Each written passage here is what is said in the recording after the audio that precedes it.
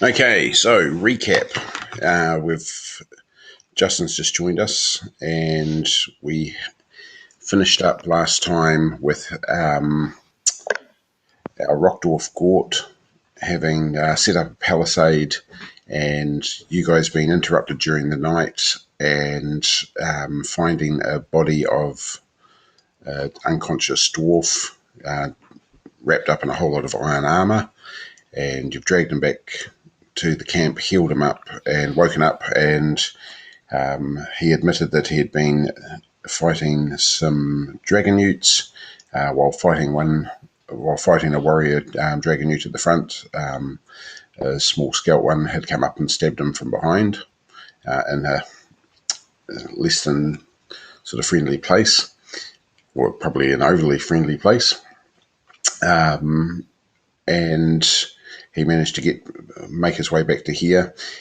He was most concerned about the fact that the dwarf sorcerer called Silvertongue had managed to escape, but he had no idea where. I think that's pretty much the basic overview. If you guys just want to fill in any other gaps. I think that's pretty much it. That seems about right, yes. Good synopsis. And who exactly is Silvertongue? So he was the dwarven sorcerer that was leading the group that they were travelling with. What's the Iron Dwarf's name? Umgar. Umgar. And did he just get separated, or was he attacked as part of a group with the dragon newts? They basically, he had been part of a group, had sort of fought a brave holding action while Silvertongue had escaped. Gotcha. Would have been all good except for some bastard stabbed him in the ass. Okay, so you guys are back on the western side of the river. Probably only a day away from home. Is the map centered on where we actually are? No, I'm just trying to get it back there. I've centered myself there, just above Dragon's Eye. What was it? Shift click. There we go. Yeah, gotcha. So you guys are sort of basically about there, and their encounter had been somewhere in around this area here. So you must have only just missed where they were when you guys were coming back from Skull Ruins. Okay, so the last conversation from memory was basically that they were willing to pay gold for your help in going to find Silvertongue. Yep, and we're ready, willing and able, I think, aren't we, Jarganvar? I must admit I'm a bit apprehensive about seeking out someone who apparently has beef with dragon newts. It seems a bit dangerous. We'll be fine. You're really sure about that, huh? Yep, definitely. Always good fun. What could possibly go wrong? Such an optimistic farmer. I admit to being very curious to know where this confidence comes from. It's my lackadaisical, happy-go-lucky attitude. What's the worst that could happen? Come on, let's help him out. Could get stabbed by dragon newts a chance for a bit of without gold. wearing such heavy armor. Well, it just means that he won't be able to run very fast. We're pretty sprightly, so if the worst comes to the worst, we can take to our feet. Yeah, it's that old joke about what happens when you meet a bear, isn't it? Just got to be faster than the other guys with you. Exactly. So we're still in the camp here? Yep. So so we basically finished on the eve. Would have been sort of somewhere around midnight, and everyone was heading off to sleep. You've woken up not so early in the morning, so it's definitely dawn when everything sort of arises. Beautiful day. You know from the two dwarves, you know from your guys' mission things, this was a fallback position. If anything happened, people were to try and get back to here. Oh no, this is the one that we built. Yep, but it was on the site of the original camp. Oh, okay, yeah, okay. Yeah, so but where the Gort, you had been working on this side of the river, and had got a wee bit separated lost in your own thoughts, basically, of doing what you were trying to do, whereas the majority of the group were all on it's actually technically the southern side of the river. So it's about 2 days to get back to where the encounter was with the dragon newts. And of course, Umgar is the only one that actually sort of has any clue where, but he has not a lot of experience in trying to find reference points above ground. Fair enough. If only we had people with us who knew the way. He knows the way. Okay, so... Alright, I'm going to put my hand on the Iron Dwarf, and my confidence comes from here. Where did you put your hand on him? His shoulder. Okay. Not on his sword bum, if that's what you're inquiring. Nothing of the sort. So do we have anything to go on? Which direction, or do we just track You back gotta- to where we last where you last saw them? You got a vague idea from where he's described that it is somewhere where I'm pinging on the map. But of course that's like around a couple of kilometre area. You don't know specifically because he doesn't talk about things in the same terms that you would. Yeah. Well, should we just jump back to where you lost them or where you had the battle? Yeah, we could do that with nothing else to go on. All you know is that in theory, the guy should have been making his way back to here because he left before you did. He should have been here already. So there's a possibility that something's gone wrong in the meantime. The other thing, of course, is he's a complete and utter bookworm and would have no idea of how to navigate. And is he likely to be by himself or still with a smaller group? Not sure. Okay. Unawares.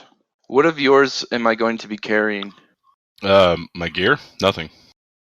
Oh, nothing? Okay. He's super buff. Okay, so we're heading off. Say you're basically in the edge of the fringe lands of sort of what's being farmed and herded. It is an area with the Dragon Newt Wilds where all sorts of weird and wonderful things can sort of pop up from time to time. I'm picking that Saran is going to be taking point as being the only one that really has a clue. Yep. Okay. Then just for a general party order, I take it our two dwarves will sort of bumble along through the middle. The question's going to be, is Jarganvar, are you looking to sit at the back of the group or up front with Saran? I would rather stay close to someone I can actually trust, yes. Okay, up with Saran. Yep.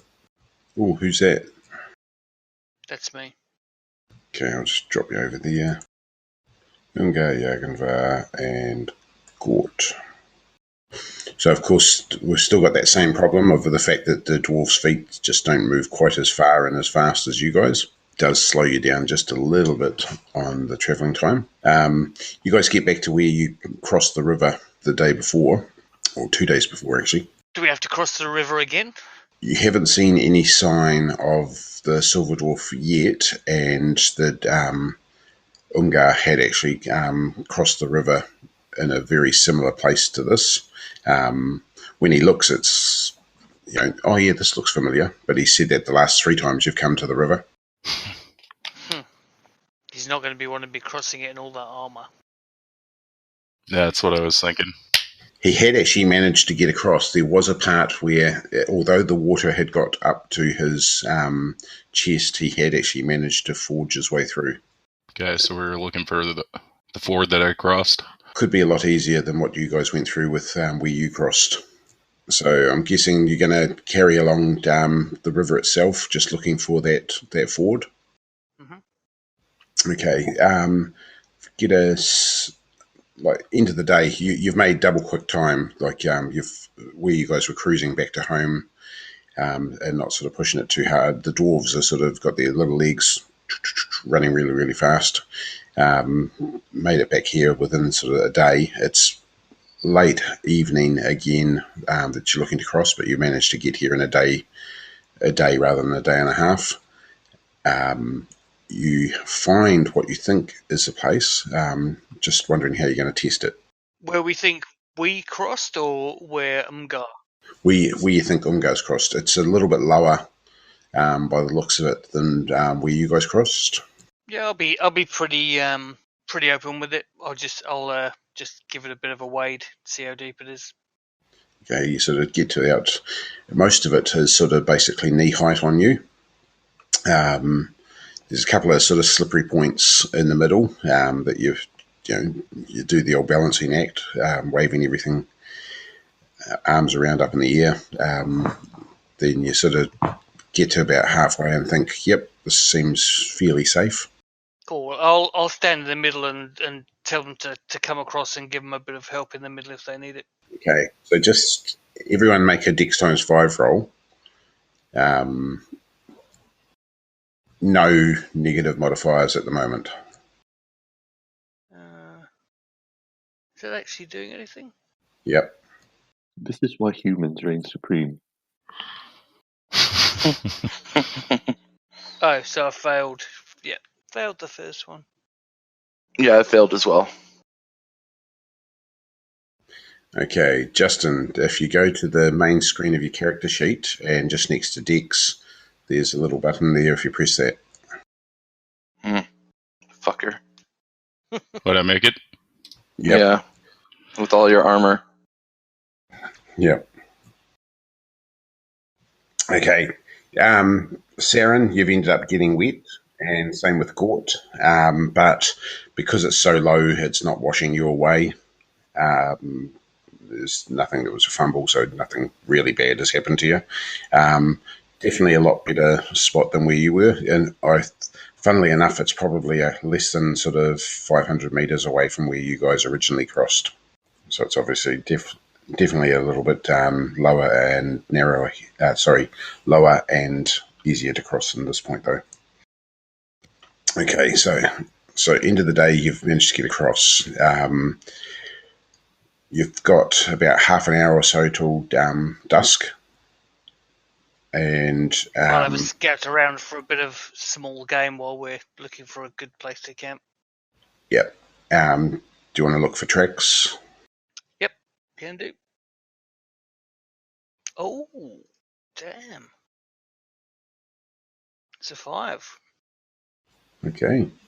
So Saran sort of got across while Gort's wringing out his clothing and making sure that none of his gear is wet. He sort of trudges up and down for about 100 metres either side, and then all of a sudden yells out and says, "Oi, I think I found something. There's all these really funny prints that I'm picking at Umgar's." And sure enough, when you get there, you compare the footsteps, and it's definitely the signs of a dwarf heavily laden and in armour that you found. Interesting, there's a number of footprints, so this is definitely the place where they've crossed each time. So heading out and to the southeast a little bit is a group of tracks of 10 or 11 dwarves. They obviously set off in a fairly good group, and you're fairly sure that it was the group that they came with. And you can see that there's a guy, one of the steps has got a footprint and then like a mark, a round hole next to it, just a single footprint and then another round mark next to it. Where the like next a peg leg. Like a peg leg. Does your dwarf sorcerer have a peg leg perchance? Yes, he does. Yes. How did you know? I point out the tracks. Looks like we've got him here. That's definitely his gate. Okay, so by now you're pushing on dusk. None of you can see in the dark or that. You've got a fairly good idea of where the dwarves were headed to from there to get to where they have their encounter with the dragon newts. What's the plans for tonight? I'm gonna do the same as excuse me. I'm gonna do the same as before, as far as just some mound defenses around the camp. If this is where we are going to make camp. I suppose I'll probably aid with that, seeing as how I don't have much in the survival skills area. I'll see if we can find some twilight rabbits to shoot for a bit of lunch, dinner. Jarganvar can actually just close his eyes for a moment, concentrate, and then sort of point out to you any life signs in the area. Do I notice any? Would it be a good idea to cast disruption on rabbits? A disruption on a rabbit, basically, if you rolled 3 points, it would die. Yeah. That's what I want. But would it explode or taint the meat in any way? That's a good question. What happens to it? I would Yeah, say Its little rabbit heart explodes. I mean, does it just very peacefully drop, or do we have to pick up pieces? You got me thinking now. I reckon it would be pieces. What does disruption even look like anyway? I mean, I would Yeah, envisage good it question. looking like leaving a bit of steak in the microwave too long. but it targets a specific body part, so I don't think the entire thing is just going to die. Well, I mean, it died, but Just blow its leg off. it wouldn't be demolished. Okay, let's stick to arrows for now. Go around disrupting the wildlife. I've got my architecture and masonry passes. Can you sit on the? Can you see on the There's screen? a comment. Yeah. Oh, fancy. There's your disruption spell, zipping around looking for a rabbit. Sorry, Stefan, I missed what you said earlier about could I or do I know this? I mean, presumably I do know it. It's something like you've used the spell in the past, Second Sight, to actually look at things in the world, but you've noticed that you can now do it as of rights since you've awakened your fetch. And I'm asking if there's anything glaringly obvious nearby. Okay, just do a scan roll. Mm-hmm. Nice. You can see what looks to be like a small pig. It's probably only about sort of 40, 50 metres away in a bit of bush, just sort of rooting around. You can't see any sign of anything else sort of close within sort of like 100-metre range. Unfortunately, I have a shit bow attack. I've just realised. So don't get your hopes up for that It's a crackling. bit in... does it look like a wild pig, actually? A boar or some such? Or is this thing someone's property? This side of the river, you would expect it to be wild. It's not an area that that your guys' tribe actively farms. Thank you. I will very quietly gesture over towards Saran, because I'm a terrible shot, and then very slowly raise a finger to my lips to shush him, and then very slowly point over in the right direction. And do I need to do a scan to make sure I can see it? Yeah. Or Does he get a bonus for having it pointed out to him? Because, you know... I'll give you a plus 15, 20. Oh, well, that doesn't. Oh, no. He's pointing back at the river saying, yeah, I can see it. Look at this. He's pointing at a stone in the river. yeah, for probably take a shot at a bush. In Saran's mind, yes, he can see exactly where you're talking about. You know, he can even see the cute little smile on its face as it's sort of busily feeding, rooting up all the ground. You know, he sets off to stalk this pig, sort of trying to get into a clear view. As he sort of works around, he can see the shapes there. You know, thankfully, there's not another hunter in the region, otherwise it would be a very dangerous escapade.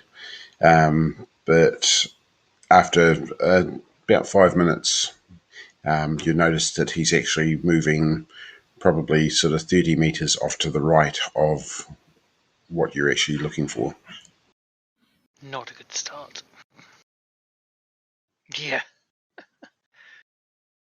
Best to shake those off now. So, Jarganvar, you see him sort of heading off to the right a wee bit. Do you want to call out to him, or...? I'm just going to let him do his thing, man. This is entirely not my problem. Maybe he saw something better. Yeah, some mushrooms. I'll loose an arrow off at the pig. Yep. Okay.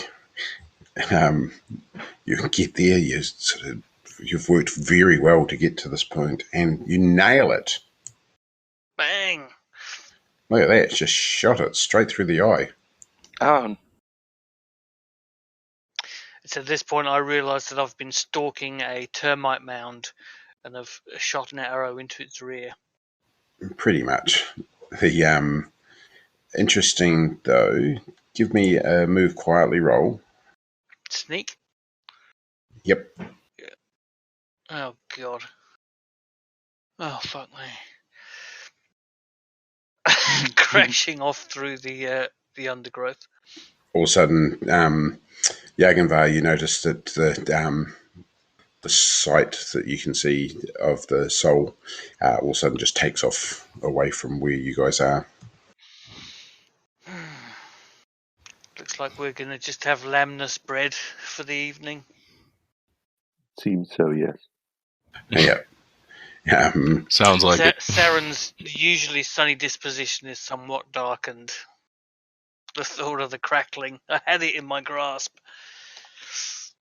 Yeah, you feel a little bit embarrassed too when you come back and sort of your arrow, having hit a termite mound is not in that good a shape either. Oh, good. Okay. I'll remove one down. So, in the meantime, Gort has whizzed up his amazing-looking palisade again. This is hilariously funny, of course, that you're just leaving a trail. Everyone can see exactly where you've been because of these beautiful little fortifications that get left behind each night. Before we settle down, I'll make some kind of mark so that I can easily find those the trail again in the morning. Yep. Yeah, it's pretty easy to find. What you've in amongst it all, you realise that there's basically the dwarf with a peg leg, and there was 9 iron dwarves, and a couple of just sort of normal dwarves sort of walking along beside them. So in the conversation, the lads, the dwarves, tell you that there was a sorcerer, another rock dwarf, and basically an apprentice to the sorcerer that were with the group, as well as Gort. But Gort hadn't been on this side of the river. And there was 6 iron dwarves, of which Umgar is the only one that of course you found so far. So theoretically, there's 5 iron dwarves and 3 other dwarves floating around out here somewhere. But silver tongues. They'd be making a decent enough track then. Oh, yeah. And of course, with the iron dwarves being in heavy armor, it's almost like a plow mark. But not only that, are they following the same pattern No, of camping this that we is are? this was basically you guys had come across the river, you'd sort of turtled off. You'd made a camp about half a day onwards from where you guys are at the moment, and then the encounter with the dragon newts was just outside that. So from your memory, you're about half a day away from where shit went bad. Okay. Okay. So are we keeping any watches tonight? Presumably, yes. It's a shame I can't enlist any spirits to do that. You fetch can to a point. Could it wake me, though? And how perceptive is it? Not very perceptive. Is it yes, more or less perceptive than I am, given that I'm not really trained? About the same as you. Can it wake me?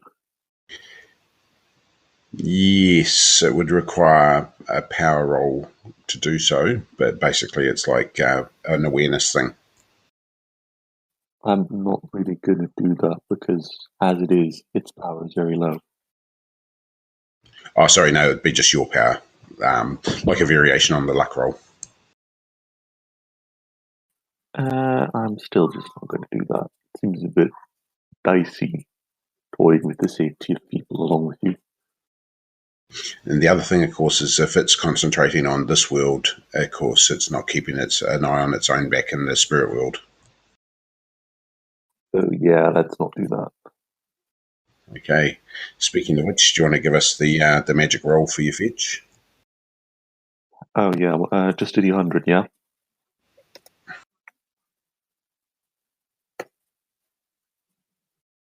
Nothing is interested in you today. That's just as well. Okay. So, what's the shifts? I heard someone say they take first, so I'll take second. I can take first watch. In twos, or would you do just have one person, like probably just one? Probably just one. One should don't be have that many sufficient with the people around. palisade and everything. Okay, so that means Saran will be I'll take third, then. awake in the morning. Yep. Yep, sounds good. Okay. Throughout the night, you hear some very interesting noises. They're hard to pin down, and none of you recognize any of the noises. They seem a fair distance away, pretty loud, but also very, very alien sounds. I wish I could actually vocalize them, but there's not a shit show. Okay, so Umgar, can I get a listen roll, please? Okay, you see, that's yep. Oh, special Okay, success. you hear voices to the north, over the river. Like, you guys are within a couple of 100 meters of the river. Okay, you guys are within a couple of 100 meters of the river, and to the north of the river, probably not that far away, but you don't know how sound travels outside. You hear voices, and they're speaking not Sartarite and not trade talk, and they're definitely not speaking Mostali. Well, I'm not sneaky or anything like that. I imagine. Who's our self-styled scout here? Yeah, for want of somebody else not having any better skills. Okay. I'm going to go ahead and get everyone up. Tell them that I'm hearing some voices that I can't identify close enough to our camp. Yeah. That it's alarming. You sort of run around and wake everyone up. Can I get a listen roll off everyone, please? You've been asleep less than 2 hours. Grumble, grumble. Can't hear nothing. Yeah, but you're going to have the same That's special problem for me I'm as having. well. Ha ha ha. Yep. Question. Ask I'll a question. let Karas roll first. Do I recognize these voices to be akin to the people who accosted me? They were speaking to you in trade tongue, but hard to tell given the distance. Are these voices excited that we're hearing? It's hard to tell. Like, there's a little bit of yelling, a little bit of what you think is laughing. It's hard to tell, though, because these humans do things differently. Yeah, it's probably more gifted topography that we're hearing them from this distance anyway. Okay, so Jarganvar hears and he says, well, it's definitely human. I can't quite tell what they're saying, but it sounds like people around a campfire laughing. you know, giving each other a bit of shit. If we not, I can't quite hear what they're saying. Do I recognize the language? You're pretty sure it's New Pelorian. Oh no. Yeah. When do I hear this? So this is you've just been woken up from your brief slumber by Umgar, and he sort of pointed out that he could hear these noises. The dwarves, and you all hear the noise, but the dwarves are like got no idea what it is. They think it's human. They know it's definitely not Dwarven. I very quietly say to the dwarf, again trying to shush him, just slowly raising a finger to my lips. These are definitely human, but they're a very dangerous sorts of human. Okay, you're pretty sure it's well past the river, and you think it's probably could be up to 1 kilometre away. It's hard to tell though, just with the way it's sort of coming through, but it's definitely an encampment on the other side of the river. So what's just real quick, catch me up on the area that we're in. Is this familiar to Saran or Jarganvar? So I'm just going to ping on the map where you guys are.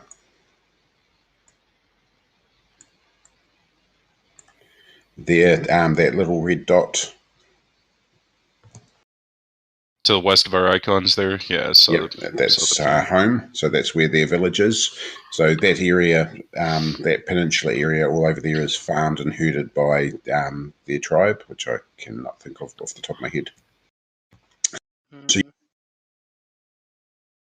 not sure. You guys are into like what's officially known as the wilds, whereas in the area that you've just sort of crossed over from, it's in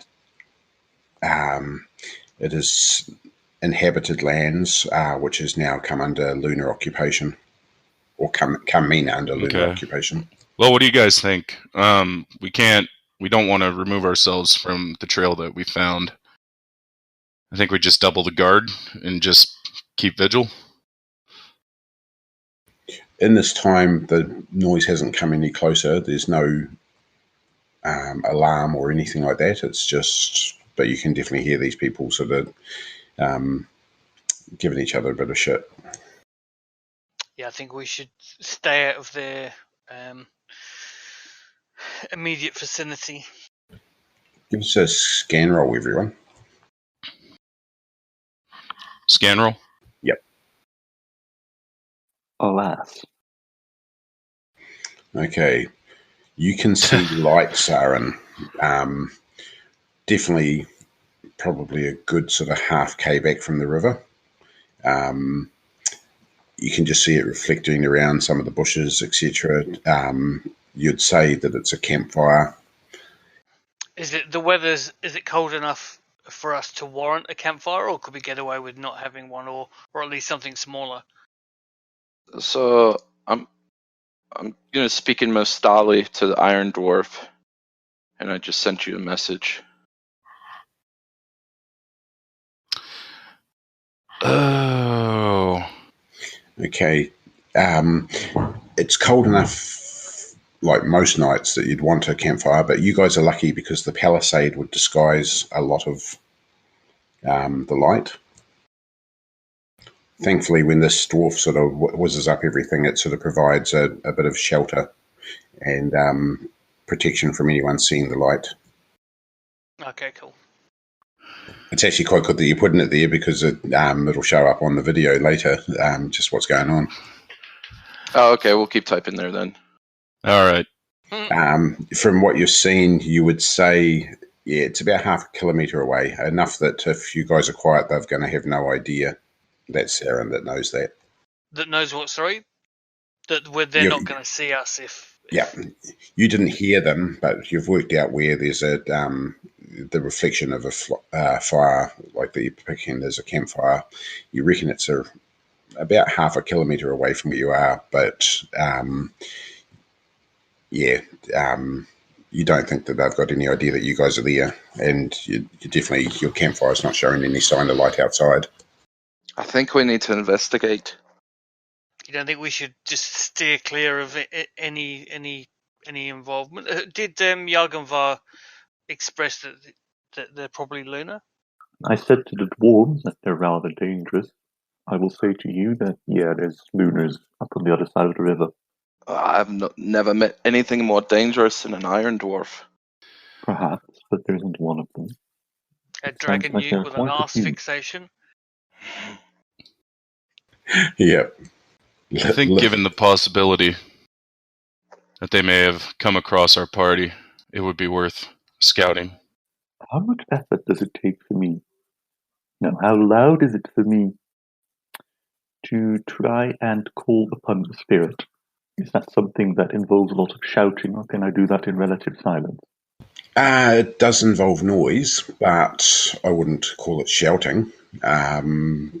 Just think of the Native American shaman sort of, hey, you're going to be calling up the spirit, so there's going to be some noise. I would say it would require an exceptional roll, given the fact that they're already loud themselves. Can I, without being very quickly noticed, spend some time to grab for myself some manner of spirit and tell them to go harass the people over that way? You could, the time it would take you to summon up a spirit with any success, it would actually be faster for you to discorporate and have a look yourself. Oh, that's right. I mean, this corporation takes an hour as well, but, Yep. sure. Yep, so you're looking at probably a couple of hours by the time you get a spirit and sort of do anything with that. But within an hour, you could actually discorporate and go and have a look yourself. That's pretty badass. Okay. If you can do that, I reckon that would be the much I'm going safer to option. tell Saran that I'm going to discorporate. Okay. So, what's your ceremony skill? Is there what's the range then that you can travel away from your body then when you discorporate? For every, so it costs 5 magic points to discorporate, and then you can, basically every magic point over and above that gets you an extra hour out of your body. And then the movement rate is just normal movement rate? His movement rate is his power. Huh. Wow. I mean, they're only 1 kilometer away, so it's not exactly very far. Yep, not even. Yep. And he won't get wet. And you won't get wet. Is there any kind of visible manifestation of him when he's discorporate? Oh, you're about to find out. My body remains. While he's doing that, I'm gonna climb the mound fort there on the north end and just keep watch out that way where the voices are. Okay. Alright, yeah. I'll do the same, they're directly north of us. Basically, yep. And so we'll have the river to our west that they're across, so I'll keep guard to the west on it with my crossbow out. I will discorporate. I'm not really going to spend any additional magic points to do so, because an hour should be plenty to walk 1 kilometer, see what's up, and then we'll go back. That's not really an issue. Okay. But yeah, I will tell Saran that I'm discorporating. I will tell the dwarves that I'm doing something of some magical nature, that I'll be indisposed for a couple hours, but I'll be fine. I'm not going to answer any questions or anything. Don't worry. And I'll guard his body. Okay, so roll your ceremony and cross off 5 magic points out of your list somewhere. Very well. I don't think that actually does anything, does it? No, more just a matter of how much control that you're going to sort of run with as you can go. So as you sort of slip out of your body and enter the spirit realm, your fetch comes and settles over your body and makes itself visible to everyone around you, and it takes position guarding you. What is your fetch? It is a very dark and roiling cloud. Okay. So you guys are all sort of standing there looking, then all of a sudden, Saran, you give a little gasp when this cloud appears next to you, just sort of floating up over Jarganvar's body. It's sort of you inch a little bit away from where you are just because it's sort of hissing at you. A hissing cloud. A hissing cloud, yeah. Okay, so Jarganvar, you enter the spirit realm. You're actually floating above your body and your encampment, and you sort of look around. You can see the river. It's sort of basically like a area of disruption. The actual power of the river itself sort of gives off some sort of forces here in the ether, and then you can see the light of the encampment and signs of the body a little bit further away. You can see the odd animal around where you are. You also, I'm just trying to think how to describe it. You feel a little bit different from when you actually summoned your fetch. Like that was an area of great power when you were at Skull Ruins, and it had a definitely dangerous feel to it. Here, it's you feel like you're in your own home. It's a very comfortable feeling with what you're doing. Okay, so you start to go and step to walk, and you literally fly across the river. You do feel a real tug on you as you go across the river. It sort of tries to disrupt, like not as in the spell, but actually you feel sort of the etheric forces being pulled away from you a bit. So something that you're very conscious of after doing this is that there's something about water that interrupts what you do on the spirit realm. And then you sort of sail across. So within moments, you're hovering above their camp. Okay, that's nice. Okay, you can see that there's half a dozen bodies here in the camp. They're all of the same colour. They've got a definite human appearance. They are looking at, they're around the campfire. A couple of them look to be asleep. The rest of them are sort of yelling, and you're guessing they're probably drinking. You notice that there's a bit of a red tinge to them, and if you give me an int times 5 roll. Int times 5? Sure. Yeah, it's probably the best way to just try and work out the association. Cool. Oh, nice. Okay, you're picking that your master, like the herd trainer, had talked about the fact that people's spirits are tainted with their runic associations. So you're picking that there's some sort of association here to the Red Moon. Fair. Do any of these lunars seem particularly magically powerful? As far as I'm aware, I still have second sight. Yep. So you still can see the stuff. No, like compared to you, most of them are definitely weaker. There's nothing here that would particularly worry you. They're not weak, but they're not strong either. How many, give or take, are there? 6. Okay. Do they carry any particularly dangerous animals? Do they seem... I can see items of magical power as well. They're not carrying some grand artifact, are they? Yeah, so when you're just corporate, you'd only see spirit stuff. There's nothing there that you can see represents a bound spirit or that. Fair enough. All right, then. It's probably nothing to worry about too much. I mean, patrols in the area aren't that uncommon, are they? Not hugely uncommon. There's not really a reason to get very paranoid about this, is what I'm asking. No. Fair enough. While you're there, sort of hovering above cities, you start off relatively mid-height. You'd zoom in and have a quick look at them a little bit closer just to work out their runic associations and that, and then you sort of get back up and just having a look at the camp overall, looking for any spirits or anything that's sort of magical that sort of looks at it. And as you do that, you sort of zoom up a little bit higher. Can you just give me a scan roll? Let's hope I'm better at this while not in my actual physical body. Nope. Not better at all. Okay, you struggle to look out at any distance from where you are.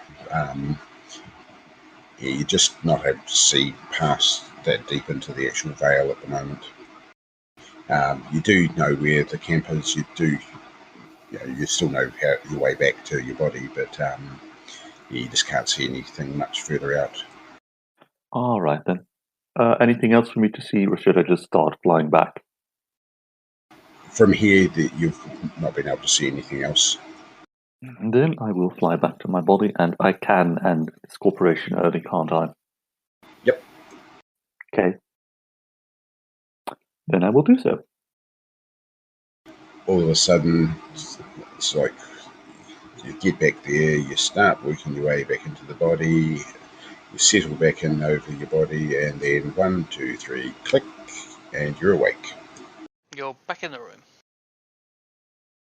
Yeah. And now, every time anyone says spirit, you shall cluck like a chicken. You're going to make a black cloud. Alright, so what did we see? There is a camp of lunars some distance away from us. There are 6 in total. None of them are priests of the foul goddess or grand sorcerers or some such. They are reasonably well armed, but they do not carry objects with incredibly powerful bound spirits or anything of the sorts. Was there a Dwarf with them? Was there a dwarf with them? No, it was the 6 bodies were all sort of the same colour. Jarganvar shakes his head a bit. Mostali have a very interesting hue, so to speak. Yeah, you notice when you left that the dwarves are definitely a different colour. Your spirits have colours that I can very difficultly describe, but no such spirit was amongst the boons that I saw. Aye. Well, I appreciate you doing that.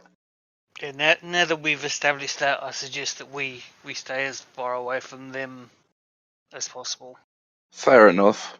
The less we have contact with them, the better. Okay, so are we returning back to sleep? Yeah, do we want to alter the guard schedule at all, guys? Nah, not that I'm aware. Okay, so I'll continue on first watch then. It's now well into second watch. Oh, I will go to sleep. Look, for second watch, I'm going to finish my watch and then wake up the next person. So, pretty uneventful. That's me. You get through third watch. Gort, you're on. You're hearing some interesting noises. Since you've been above ground, you've noticed there's a lot of interesting noises. There's things make noises that you never had any idea existed.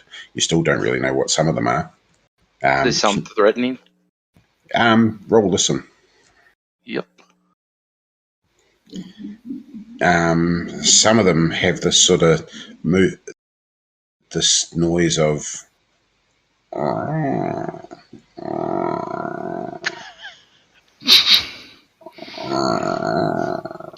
We're under attack! That's my stomach still thinking about the crackling. yeah. I was just thinking if it was a pair of amorous large cats. It's every time the wind seems to blow, there's this.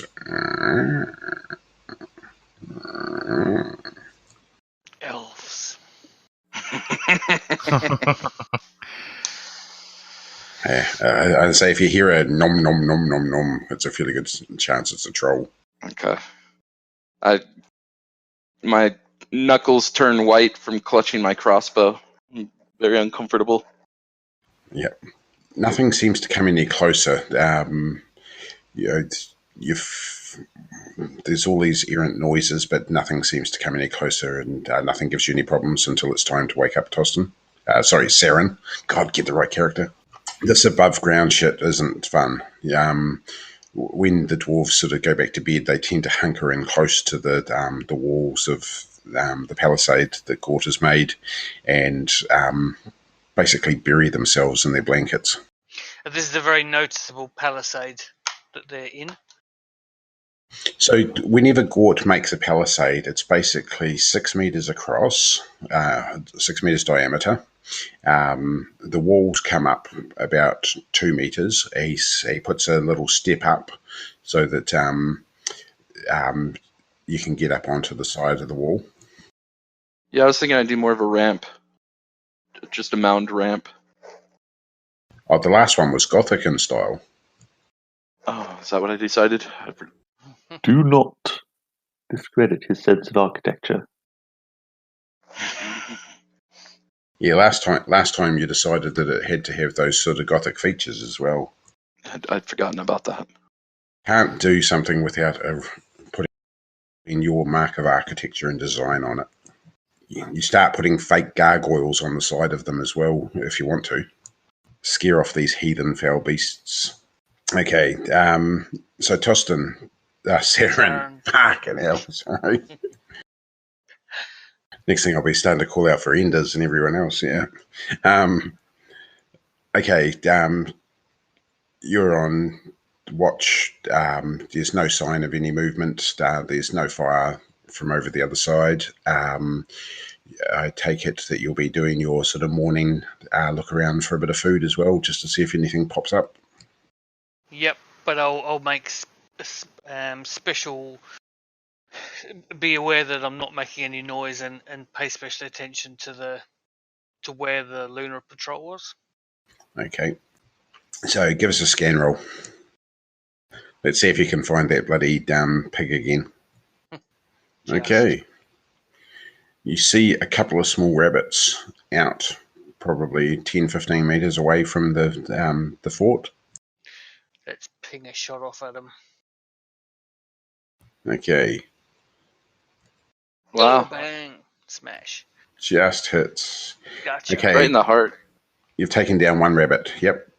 The other one sort of goes thump, thump, thump, thump, thump, thump, thump, and then goes hippity-hoppity running. Do I get a chance to ping off that one as well? You can, but it'll be at a -10. How do you do that? Just roll. Just a normal... Yep. Oh, -10. Yep. No. Just missed it. Bing, off to the side of it. Unfortunately, it was just moving that a little bit too fast for you. Okay, so... I get a tick for that? So, bloody oath. Cool.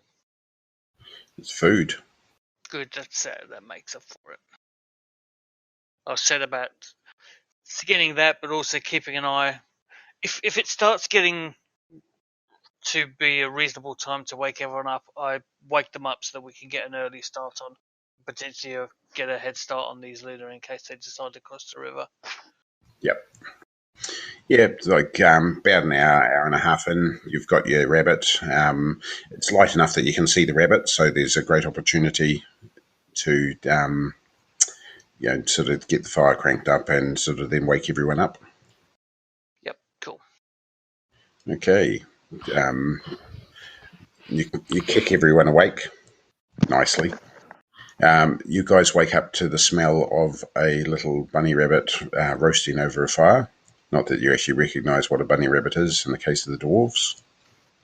Speaking of which, you're down to, I think, Gort has 1 or 2 cans left of food, and Umgar has 2 cans left of food. You guys have only ever eaten processed food your entire lives. Dwarves have been reduced to a shadow of their former selves because they can't get past eating McDonald's. I'm going to stick to the processed food for this one. Yep. Now, Gort, in the last session, Gort pulled out his tin of spinach. He sort of cracked it open, sort of scalded it down, and you noticed that his forearms sort of flexed, and he went gah, gah, gah, gah, gah, gah, gah. You, on the other hand, your mix tended to be this food source called Guinness, which is like a malted beverage. I offer the dwarves to see if they want to try some rabbit. Can you eat rabbits? I'll put my hand up and... Yeah, Shake my head no. I'll pass. It's very good. We've still got 2 cans of the good stuff. I suppose that just means there's more for us. Which is good, because otherwise it would be sort of like a drumstick equivalent each. Yeah. It wasn't that big a rabbit. Just chewing an ear. Yeah. You're sort of half tempted to make a smart-ass comment about the fact that, grab a couple of rabbits and you could actually outfit both of them in new clothing. We'll have a new species of dwarf, third dwarf. Yep. Yeah, rabbit dwarf. Bunny dwarf. They're probably half bred with rabbits anyway. That's why they're underground so much. You guys have eaten. You're all ready to go. You head off. It's easy to follow the trail initially. Are we looking to make good time to try and catch up? I would like to. As much as we can with the small legs. Yep. So they can run pretty hard. The old Iron Dwarf looks a little bit winded by the time he's been running for a couple of hours, but they actually can make amazingly good time. They're not fast, but they can just keep running and running and running, probably more so than you guys can. Okay, so for a while, you basically sort of mid-morning, you've managed to get to where they had their previous encampment, and from there that you noticed that the tracks actually split up. So on one group, the peg leg and 2 Iron Dwarves have gone off with that, of which Umgar was one of them. Then the other group have split up into, again, just threesomes that have actually sort of wandered off into different directions. It starts to get a little bit harder to follow the track now that there's only two Iron Dwarves and the peg leg to follow. So it's two Iron Dwarves with all the armour and the sorcerer. Yep, that's all that's in this group that you're following. So you can see tracks heading out. There's no sign of Umgar's return trip, so obviously he's taken a slightly different path with how he got back. Can I get an in ×5 roll, please, off Umgar? Okay, this area is pretty familiar to you. Just having not been here last time, what's familiar about it? Just there's a couple of little gullies that you recognise funny bushes on. You can see things, little spots where Silver Tongue had actually stopped to check out stuff looking for a bit of luck. And you can see signs where you've actually sat down on rocks, or just because you were bored, you started kicking the shit out of something along the way. You can see indents where your iron boots have sort of left marks from when you were kicking. You tend to check how strong your iron is compared to all of this other stuff around. There's the odd hack mark from an axe. Okay, so this sorcerer and these 2 Iron Dwarves are literally returning the exact same route that we took. No, so you were one of the Iron Dwarfs that originally came out. So this is what you're doing is you're following your old tracks. Yep. So from here, you reckon it's probably about an hour away to where you guys had run into the Dragon Newts. And I'm just pinging roughly where you are now. Okay. Well, shall we continue on then? Sure. How many? Just now that I think of it, how many Dragon Newts were there that you fought? And why? And why? Why did you fight them? That one. They attacked you. You're pretty sure that they attacked you. You of course wouldn't go and attack another elder race for no reason.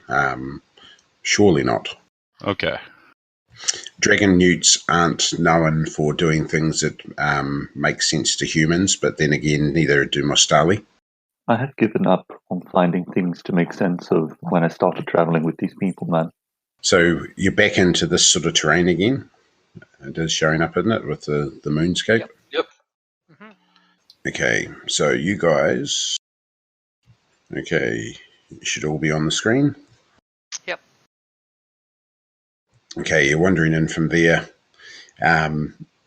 this is all very familiar now to Umgar, and he's pretty sure that somewhere over here was where Silvertongue had been looking at things when they'd been accosted by the dragon newts. Okay. Well, Lead the way. Okay. are we doing? Oh, go ahead. So we're not in combat rounds at the moment, just setting up a position. So you can see there that there's a few ridges. You can't see, like that area there is blocking off what's past it. Same through here. You can't see past that. And this area here sort of limits your vision a wee bit. Yeah, it's rough ground. There's a number of guts and hollows in the areas that you're walking through. Is this considered tribe lands at all? No, this is definitely the wilds. Gotcha. You're only about 5-6 km away from the river, but yeah. I'm gonna move up to this ridge. I'm gonna move to the right of it, get visibility on the other side. Okay. Yep, I'll follow up with. Yep, just move yourselves up into whichever position you. Okay. Give me a scan roll, please. Everyone? Yeah, everyone's All right. actively looking. Special. Wow, that's a good one. So Saran failed, Umgar failed, Gort nailed it, and Jarganvar failed. Okay. I didn't fail, I succeeded less. Yep, you found another pig. Yeah. Okay, Gort. You see signs of what looks to have been a battle and blood over there, including a battle axe that's been dropped. Would I know who this battle axe belonged to? Not a show. Seriously, you want to identify someone's battle axe by... Why not? Maybe it was named.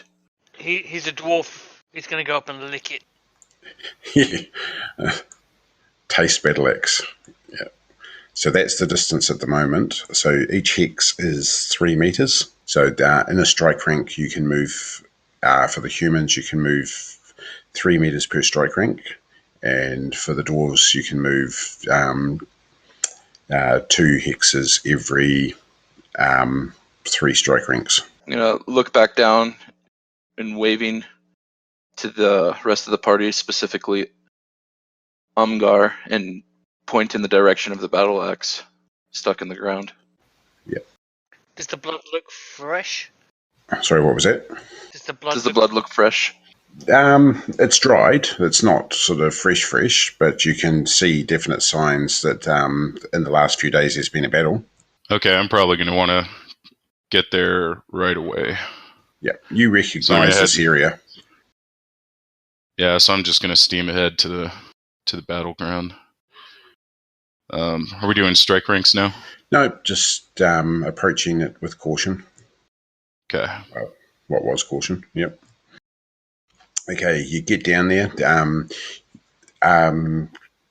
picking that Saran and Jarganvar are the only two that can actually track. So if you guys have a look for for tracks, and if everyone gives me a search roll as well. I might have lulled you into a false sense of security last time. Oh This shit! Earth? Nice. Trackman. Should I do like a dwarf lore to identify the gear? No, it's not your axe, so you're pretty sure it was your offsiders. I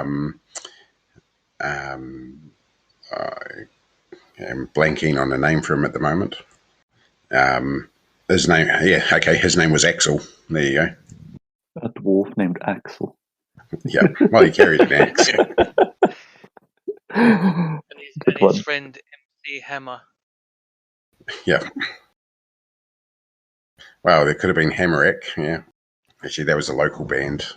you guys get down there. So it's not your axe, so you're pretty sure it's Axel's axe. You can see signs in this vicinity of where the battle was. Just around here was where you were fighting the two dragon newts. Interesting, there is no bodies. So neither of dragon newt or of dwarven kind. You do find the axe, and around here you find a dinky little buckler shield that you know belonged to a silver tongue. So the rest of you are all carrying target shields, but silver tongue sort of carried a buckler because it was nice and light. Do I see anything else, especially from that critical track roll? Oh, actually, special track roll. Special, yeah. Okay, you can see signs of where everyone had been. Okay, so you can see there was a large, what you're picking is a dragon newt, and then a smaller one. You can see the signs of the battle. You can see where the dwarf used a classical defensive technique to fight here.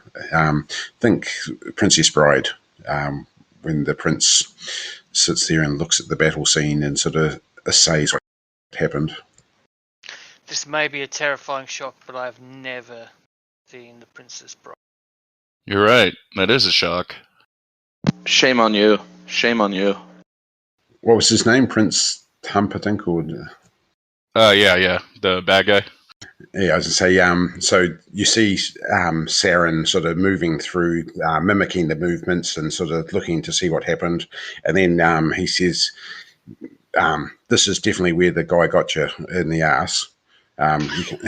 You can see both. He says, look, the tracks where he's come up, and here's the blood where he stabbed you. No doubt about it, because you were definitely facing the big guy at the front here. You look like you did some damage to the big guy, and they left you for dead here. I can find signs of the peg leg having sort of scuttled away out to the eastern side out here. Basically, while they were fighting with you lot, peg leg seems to have run away. Your mate Axel, he looks like he was sort of knocked unconscious, and they've taken his body with them. And the blood, does dragon newts and dwarves have different coloured blood? Can we ascertain who the blood's from, or what species? Yep. So all the blood here is all the major blood is actually probably from Umgar. From what you can see, Axel was hit with like a lucky blow. Basically, he got a hit to the head and knocked him in one hit. So given the amount of armour that the Iron Dwarf is wearing, you're picking that's like they criticaled with a shot to take down that dwarf in one hit. So we have an incapacitated dwarf probably drug off, and we have the target moving in two different directions. Yep. Then? So you're not sure where the Iron Dwarf has been taken to at the moment. The tracks sort of get lost over a bit of rock going south, but Pegleg definitely sort of went east out over rock. I'm assuming you want to find your sorcerer. Yeah, I think I would want to stick with the target. What was my relationship with this Axel guy? Oh, he was a brother. Anything brother that dwarf, but he's on a mission. You live for your mission. So I shall. We head east. Okay. Now, did everyone give me a search roll? Scan, not search. Okay, can I get a search roll as well, please? I had done that. I got the special on it. Are you asking for another? No, this is search. Oh, search. Just you two, I assume, then? No, so everyone can search. It was just the track that only the two humans could do. Okay. No, sir. They're coming out tonight, aren't they? Of course, it's really hard when you're back to Runequest 3 skills compared to RQG. Yeah, you're not acing every single thing you do. Okay, so you guys are sort of rocking around and Jarganvar, there's something a little bit odd about this item that you're pretty sure that the silver tongue dwarf had actually dropped. Not far from where you found his shield, you see a small stone that to you has a bit of a glow to it. Is it a very powerful glow? No, only a moderate glow, but there's just something a little bit odd about it that, it fits easily inside your palm. Sure, I'll go have a look. Yeah, you sort of pick it up and it's just, you don't know what it is. There's just something different about it that, it's a bit of black rock, but it's got a real shiny aspect to it. Like when you move it in your hand, just veering around, the light flashes off it, and it sort of, there's a hue of colours come out of it. It's quite captivating. And, it's black, shiny, like blacker than night. But as you move it around, it's just sparkles and glows, and you're just not sure what the hell it is, but it's definitely captivating. I turn to the dwarves. I kind of wave my rock around a bit and I say, I have found something. Would you know what this happens to be? Give me a mineral or roll, both you two. Oh, God. I'm gonna ask to see it and hold it so I can get a closer view on Sure, it. no problem. Let me see, mineral lore. Don't you have a ridiculous percentage in that shit? I mean it's only 100.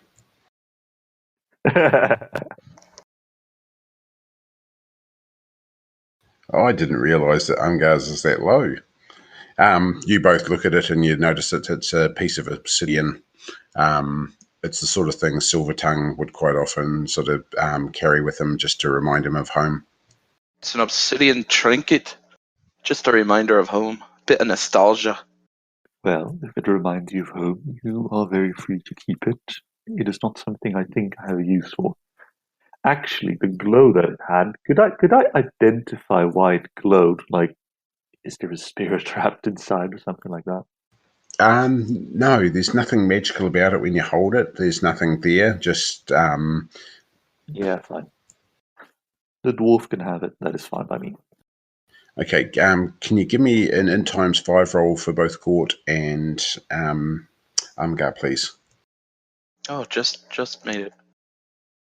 Oh, look at you. Okay. Cool.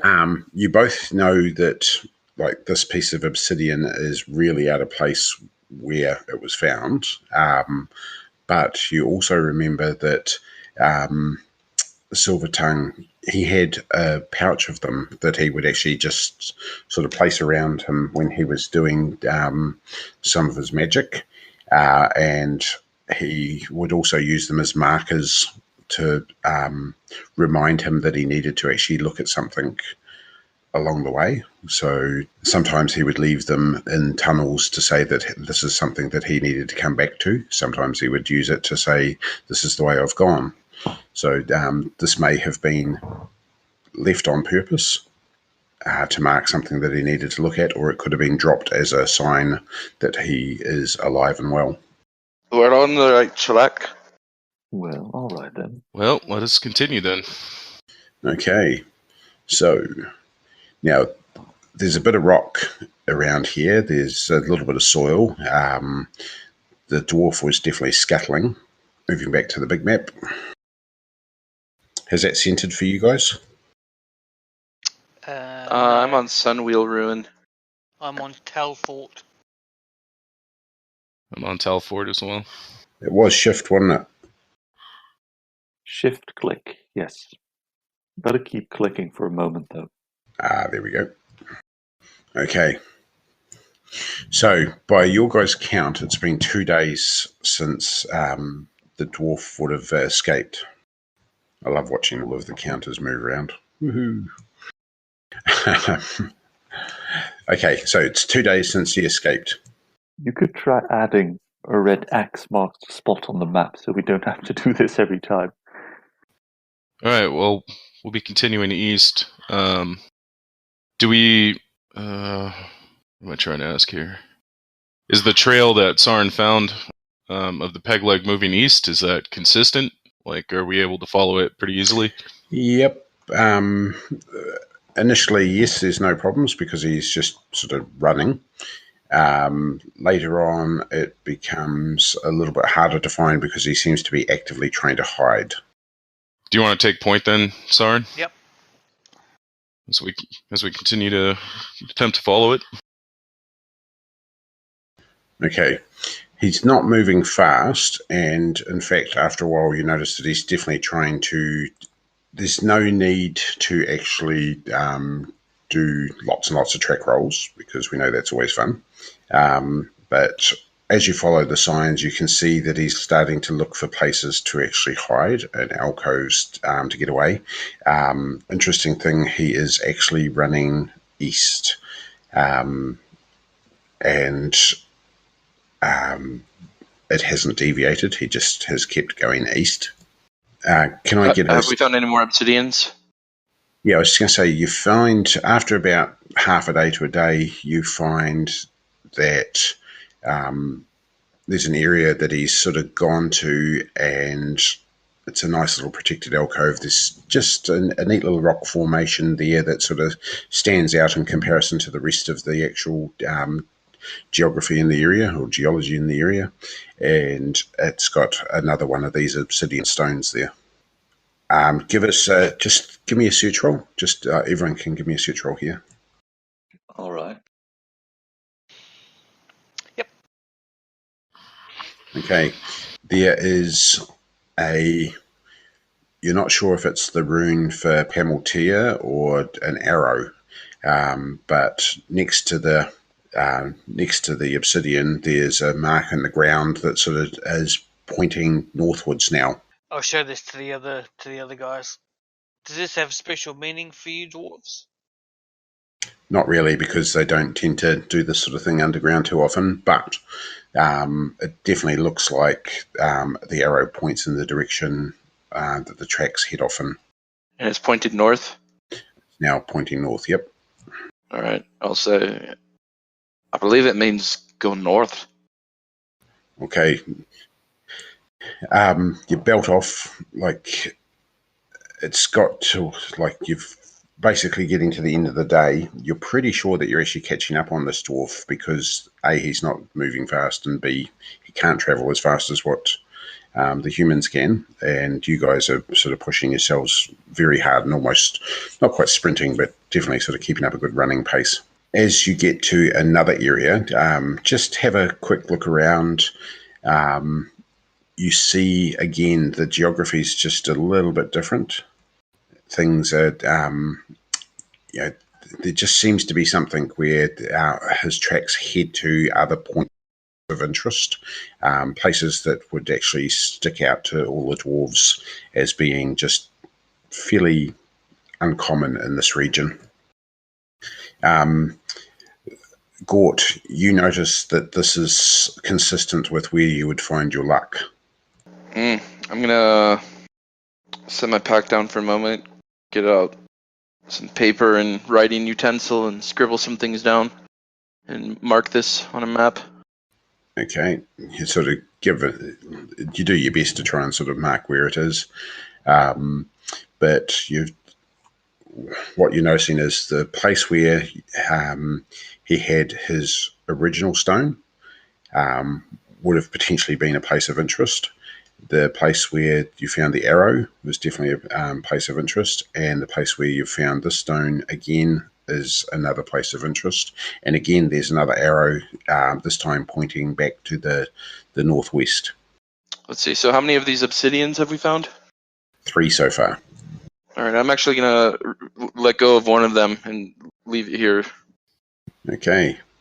Tostin, you've noticed that from the trail, because of course you are the tracker, that you reckon that you're within a couple of hours of him now. And what time of day is it? It's coming up on night at the moment. You're back to within half a kilometre of the river, you reckon? You've done like a little semicircle loop, but you're probably... You said that we recognize these pieces of obsidian not just as markers, but just as like something a spell that circle Silvertongue kind of thing? normally uses and stuff he's doing. Like a focus device. Okay. So evening time sort of rolling around, you've gone as far as you can without sort of necessarily having to light torches, and then you probably wouldn't see anything. What's the plan for tonight? A couple hours ahead, this guy is alone, obviously trying to hide. I don't know, even with torches, I think we could make up the time and get on him pretty quick. What do you guys think? I think we can see in the dark, can't we? No, not see in the dark. It's more of a underground. Yeah. It's like pretty much Oh, sonar, the earth right? sense, is that what it is? Or underground tunnels. Yeah, it's not see in the dark. Yeah. It's just able to feel things. Mm. Although, would we not be spooking him if we approach him with torches at night? And have we found areas where he's bedded down for the night as well? You can see signs where he's rested, not necessarily through the night, but during his travels. There's places he's definitely kept out. So, I mean, he has a peg leg. He is alone. And I have a knowledge of enough of this guy to know what kind of spells. Yeah, nothing that you know of that's majorly offensive. He's got a few spells that sort of definitely help him out, definitely help him do what he does, but he's capable of looking after himself to a point. Is sorcery like instantaneous, or is it? So I mean, he's at a disadvantage there too. Then everything favors just rolling up on this guy and getting after him. Sure, I'm happy with that. Okay, so up we go with torches and sort of start heading off to try and follow. Sorry, Saran, did you want to keep point, and I'll stick with you on the. Okay. Okay. Can I get a power times 5 from everyone, please, as a luck roll? Of course. Fuck. Ouch. Well, you did well. Okay. The humans rule. Oh man. Yeah. I say Gort's out looking for Definitely luck when the luckier. bloody humans keep finding it. Jarganvar, as you're sort of going along, you see out of the corner of your eye, just as you're sort of drifting off, a glow in a little area off to the side. It's not human and it's not animal, but it has a very similar appearance to the dwarves that you're traveling with. Then I'm going to point it right out to my dwarven friends, for sure. Okay. Can they see it? No. So it's I'll nod. I've learned to trust his instincts. probably about 100 meters away. You guys have got sort of light for about 30 meters around you. And then just outside of that area that's been illuminated, the glow from second sight pops up and shows off where there's a spirit / body just off to the side a wee bit. So at the moment, no, the dwarves can't see jack shit. I'll be moving in the direction that. Okay, well, I guess I'm going to just kind of beckon them over and go this way. Something lies here. Yep. So it's rough ground, but your torches are there sort of to help you. And as you come closer, all of a sudden, when I get into the sheet,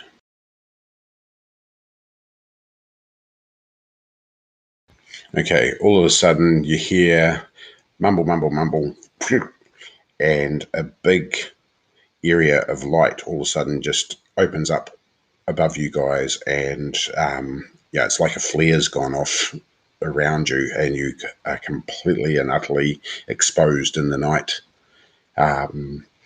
standing there in an area that's probably around 20-meter radius. So it shows you off completely. You saw that flash basically as it was cast, Jarganvar. Who goes there? Oh, it's us. Is that you, Silvertongue? Yep. What the It's fuck are you Gort. doing? I'm fucking not happy here. I've had bloody dragon newts trying to stick me. He said, fuck knows what happens to Axel. I've spent the last couple of days just trying to stay away from them. But what the fuck are you doing traveling with humans? We'd not have found you otherwise. Is that Umgar with you? Yes, it is. Wow, you fucking had a bit of fun, didn't you? Intimate relations with a fucking dragon newt. How did you know about that? I fucking saw him accosting you from behind as I ran away. It's fucking hard to run on a peg leg. So, again, how the fuck did you find me? Follow the obsidian stones and the arrows. Fuck, you're not dumb after all. How smart are you to leave them? I thought you had fucking vegetable between your ears. So, again, these humans, can we trust them? We've trusted them this far. Yeah, how far is that? Far enough to find you. Well, you took your fucking sweet time, didn't you? We also promised them gold. Ah, that'd be fucking right. You go and promise my gold. Well, it was you we were rescuing. Seemed fitting. I suppose it is. And then in Tritongue, he starts talking to you guys. Humans, I take it that you've led these two round because I know that they can't fucking find a keg in a barrel, a keg in a brewery. Yes, we've helped them along the way. How the fuck did you find me there? I was trying to hide in this bloody rut. And you like walked straight towards me. This one, and I nod towards Carhast, has a keen eye. The likes I'm not familiar with. So it's pretty fucking impressive, I'll tell you that. Aye, it is. So have you seen any sign of the fucking newts? No, what was the state of Axel? I have his axe. Well, that probably sums up his state then.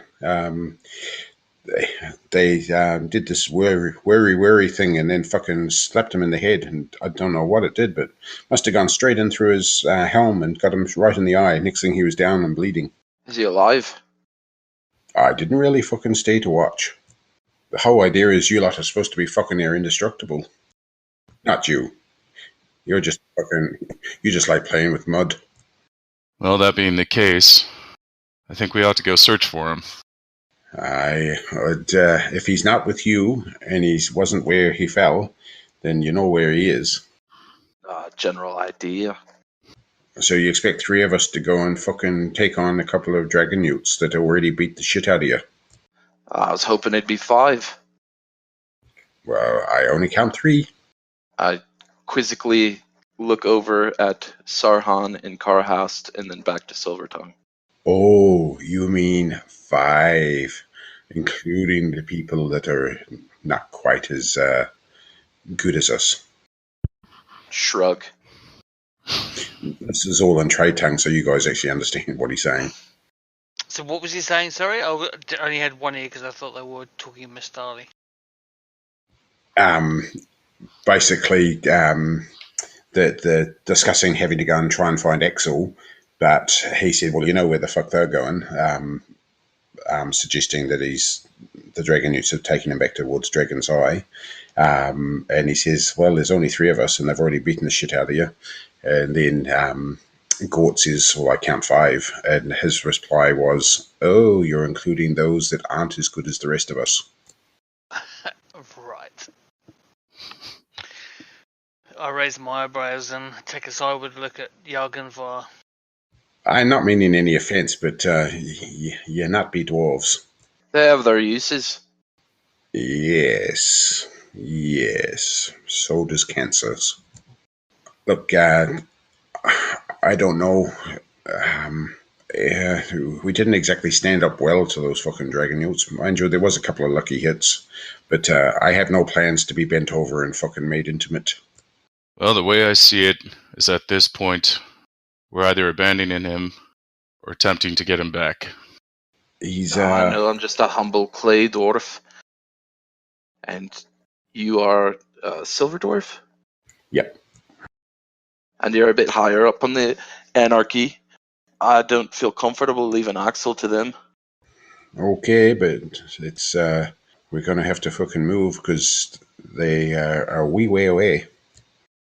Like, it's been 2 days. Do you know why the dragon newts took your dwarf? I think they felt like we were poking our noses into places that they really didn't appreciate. This was only 2 fucking dragon newts. Imagine if we had to run into a full squad. Well, let's just hope it's still only the 2. The others won't be coming back for another 4 or 5 days, but we'd have a fuck all chance of trying to find them out here in this land. He said, I'll tell you what we'll do though. Before we head off in the morning, I'll give us a wee tune-up so that we can get there a little bit faster. It may wear us out a little bit more, but it will make a difference. I am alright with that. He sort of looks a wee bit at the humans and says, I'll even do it for your associates if they're so inclined. Otherwise, they may not be able to keep up with us. What's this tune-up you speak of? I just... a wee bit of a trick, I know. It just helps when you've got short feet and a peg leg to be able to take bigger steps. Are you talking about the mobility spell? I don't know about no fucking mobility spell. That sounds like some sort of fucking shit the fake gods do. It's the walk like a human dwarf spell. We can slow down for you, that's fine. You won't have to fucking slow down for me, son. If you can fucking catch up and keep up with me, I'll be fucking impressed. I'll even shout you a fucking Kilkenny. That's a drink, by the way, not a fucking Kilkenny. Yeah, I was going to say, who's Kenny?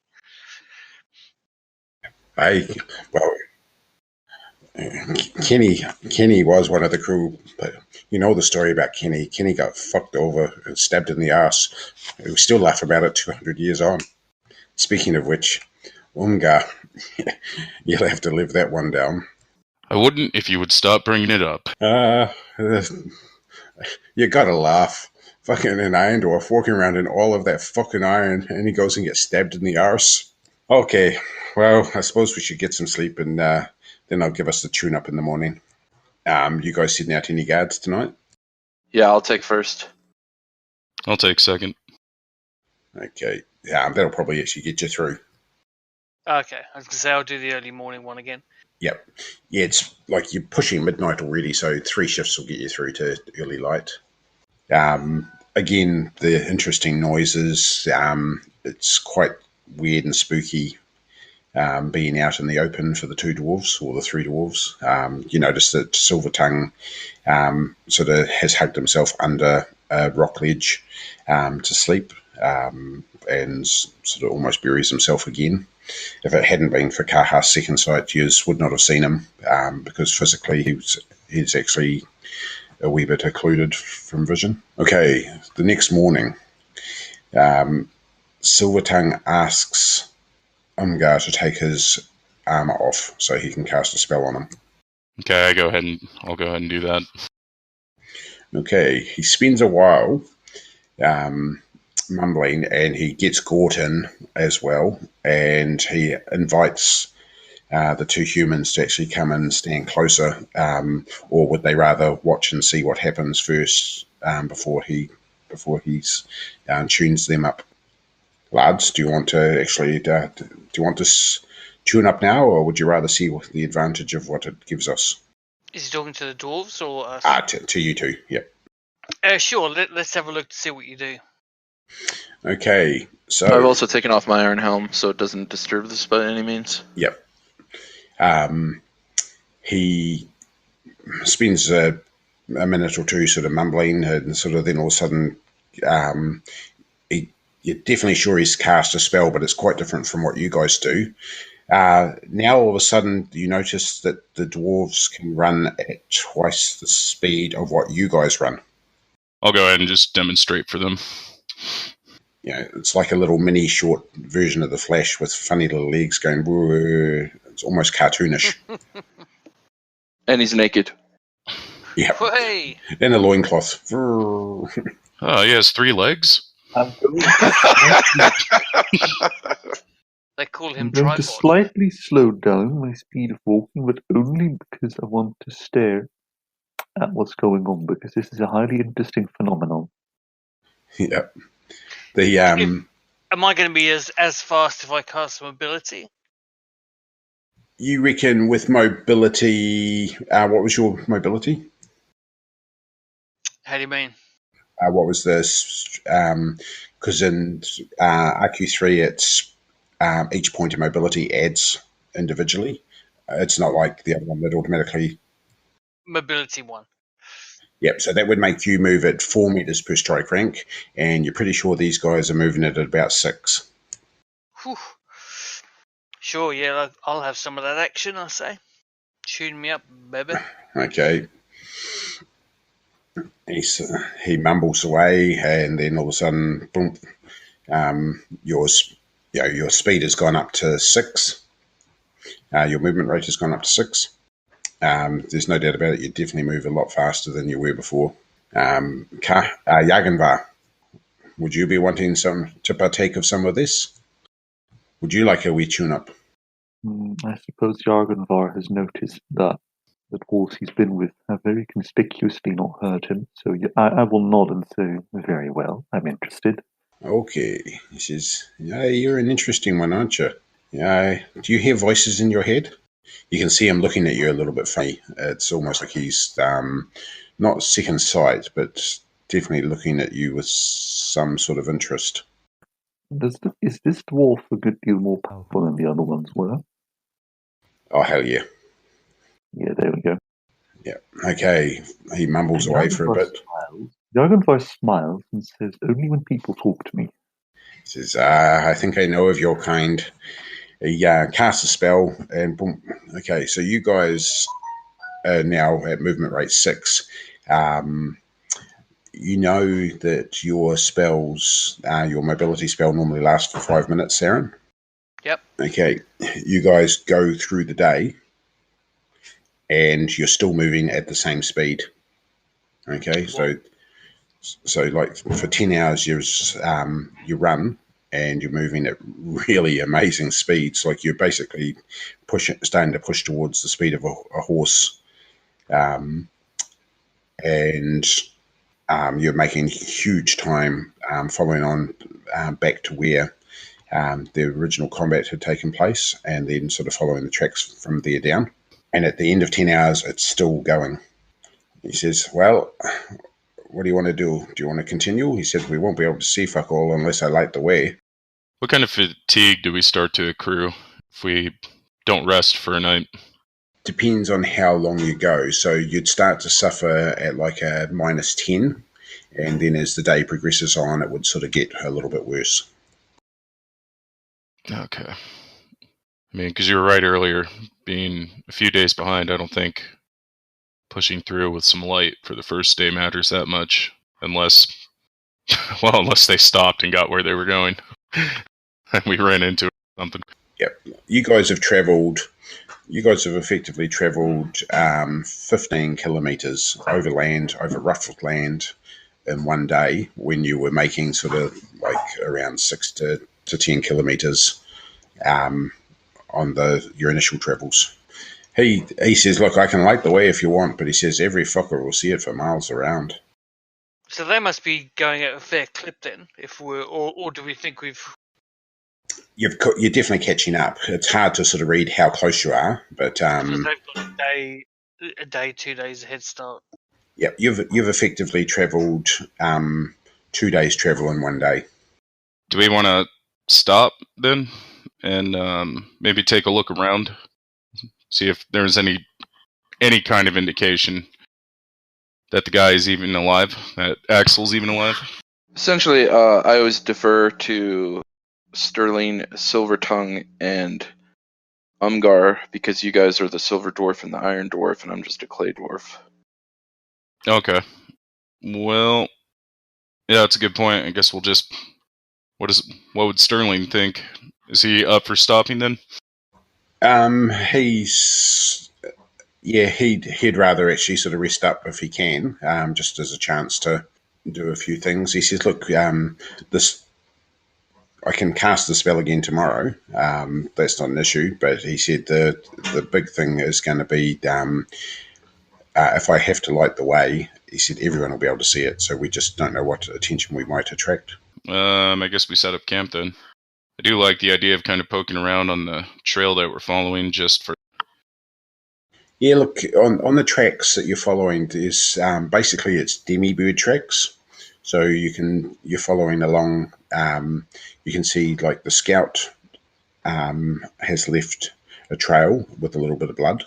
The demi-bird tracks are sort of been barreling along, and there's no sign of any dwarf tracks, but you're picking that there's a fairly good chance that they would have put the dwarf on the bird anyway. In that first fight? Like, was that his blood, or could that be Axel's? There was a combination of both. You had managed to hit the warrior, and in retaliation for being stabbed in the arse, you had hit the scout newt as well before you collapsed. Well, shall we set up a quick camp then? Yep, suits me. Okay, are you going to do your fortifications? I am not. Cool. The other thing is, are you going to be lighting a campfire? Actually, I will do the fortifications. It'll just be a minute. I have to let the dog out. That's cool. They'll just get done anyway. So it'll just be 5 magic points for doing that. Okay. Any preparations you're taking for tonight? Just setting up a watch schedule. How are we doing on food? Do we need You're down to your last can. Gonna have to start eating that rabbit here soon. Silvertongue only had like 2 cans left. He sort of looks at what you guys have got and says, of course, all of the supplies are back at the last encampment and split up with the other crews as well. So, unfortunately, you're going to have to go light in the meantime. He has Irish pot stew in his one. He's sort of looking at the spinach and he's looking at the guinness and sort of deciding that he's going to stick with what he's eating and doesn't really want to swap with either of you two. Okay, so schedule for the night. I'll do last again. I'll take first. I'll take second and again then. Sure. Oh, here we go. It doesn't have a gothic look this time, but it is nice and stable. Just a dirt mound. Yeah, very simple. I guess I don't really need to do the architecture, do I? Only if you're trying to make it for that gothic look. Okay. I'll just do probably just do the masonry from now on. Yep. Okay. We might call it there for tonight, just because based on experience, the next bit could go for an hour or two.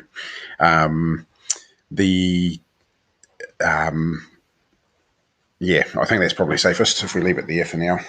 What could possibly be happening?